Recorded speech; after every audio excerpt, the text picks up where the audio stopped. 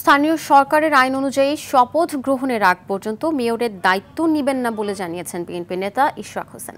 তবে আন্দোলনের কারণে নাগরিকদের জরুরি সেবা বন্ধ যেন না হয়ে যায় সেজন্য দক্ষিণ সিটি কর্মকর্তা কর্মচারীদের দিক নির্দেশনা দিচ্ছেন বলে জানান তিনি। দুপুরে নগর ভবনের ইশরাককে মেয়র হিসেবে শপথ পড়ানোর দাবিতে বিএনপির নেতাকর্মীদের গণ অবস্থান কর্মসূচি শেষে এসব কথা জানান তিনি।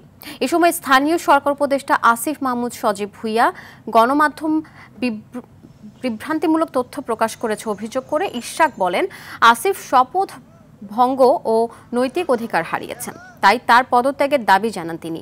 এদিকে আজও নগর ভবনের মিলনায়তনে ঢাকা দক্ষিণ সিটির ৭০টি ওয়ার্ডের সচিবদের সাথে ডেঙ্গু নিধনে মতবিনিময় সভা করেছে ইশরাক।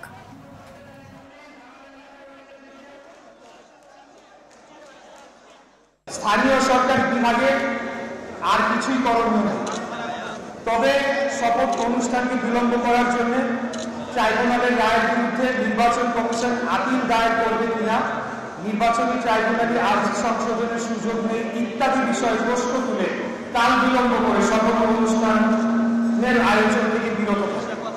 মূলত স্থানীয় সরকার উপদেষ্টা রাজনৈতিক ও আর্থিক অন্যায়ভাবে লাভবান হওয়ার জন্য তার পছন্দের একজন ব্যক্তিকে প্রশাসক নিয়োগ করে আর্থিক ও রাজনৈতিকভাবে ফায়দা মেটানোর চেষ্টা করছেন।